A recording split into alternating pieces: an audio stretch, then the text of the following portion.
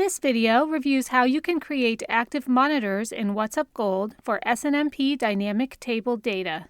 In WhatsUp Gold, you can query and monitor the data in an SNMP device's MIB file. This includes scalar objects in the MIB, which have only a single instance, but also tabular objects, which contain data across multiple instances, similar to the rows and columns in a table. WhatsUp Gold includes a special SNMP table monitor template, allowing you to easily assign an active monitor to each of the instances contained on the device, even for a dynamic table where the number of instances can vary. You don't need to specify an argument or comment like you would for other types of active monitors because WhatsUp Gold automatically determines this for you. In this video, we'll use the example of a NetApp storage device. We want to monitor each of the storage volumes on the device. If our volumes are less than 90% full, we want them to be considered up. But if any volume exceeds 90%, we want it to report as down. However, the exact number of volumes will vary from device to device. To get started, we'll navigate to the Monitors library and add an active monitor. We'll select SNMP Table Monitor Template from the Monitor list. For this example, we'll enter a name of NetApp Volume Free Space. This name identifies our template, but is also used as a prefix for the names of the individual monitors that will be created from this template. We'll select Use in Rescan to make it easy to apply this monitor to existing devices by rescanning them. Next, we'll configure the monitoring conditions. These conditions determine the up or down state of the monitor. For the status OID, we'll enter the OID of the object we want to monitor. In this example, it is df% bytes capacity, the percentage of disk space currently in use. If you're not sure of the exact OID, you can click the globe icon to launch the SNMP MIB browser where you can navigate and choose the OID you want. In the Operator dropdown, we'll choose Range of Values, and we'll enter our range from 0 through 90. We'll set the monitor state if the condition is true as up. In other words, if the value returned from the specified OID is between 0 and 90, it will report as up. We'll enter a comment OID of df_file_sys, which is the name for the referenced file system. The value contained in this OID will be appended to the template name in order to determine the monitor name.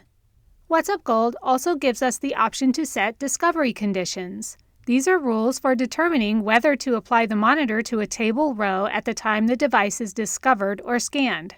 For our example, we do not want to assign the monitor to any snapshots. We only want to monitor the actual volumes. So, as the object OID, we will again enter the OID for df_file_sys, which is our file system name. The file system name will have an extension of snapshot for any snapshots. In the Value Types dropdown, we'll select Contains one of, and we'll enter the snapshot file extension. We'll choose to create the monitor when the value doesn't match. After we save the monitor template, we'll see it in our Monitors library. We can select our new monitor and click Test to make sure it is configured correctly. We'll choose the device for our test and select the network interface to use for communication with the test device, if different from the default interface for the device. We could also choose credentials for testing, again if different from the default credentials. When we click Test, a success or failure message appears along with detailed results in the detail field. For an SNMP table monitor template, this includes the table rows detected, the number of individual row monitors that would be created from the template, and how many of those monitors would be considered up. Now we are ready to assign the table monitor template to our device. We'll use the recommended method, which is to add the monitor template to a role or subrole, rather than assigning it directly to a device. We'll open the Device Templates library and edit the subrole we want. We'll use NetApp Cluster. On the Monitors tab, we'll click Add, select the NetApp Volume Free Space Monitor template, and click OK. Now, the next time we perform a discovery scan, if a discovered NetApp device matches this subrole, WhatsUp Gold adds the subrole to the device. Because the subrole contains an SNMP table monitor template, WhatsUp Gold gathers the relevant object IDs from the device's SNMP tables. WhatsUp Gold uses the SNMP information returned by the device to determine whether a specific instance should be monitored. Remember, we set up the discovery condition to exclude snapshots, so only the actual volumes will have a monitor assigned to them.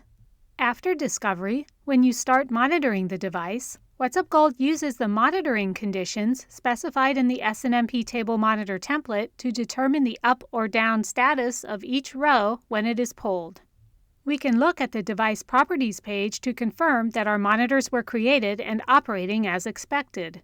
We can see that a monitor was added for each interface which did not contain snapshot in its file name. If we have an existing NetApp device, we can use the Rescan option to go through these same steps of gathering the relevant OIDs and applying the monitor template. Thank you for watching this video showing how to create an SNMP table active monitor in WhatsUp Gold.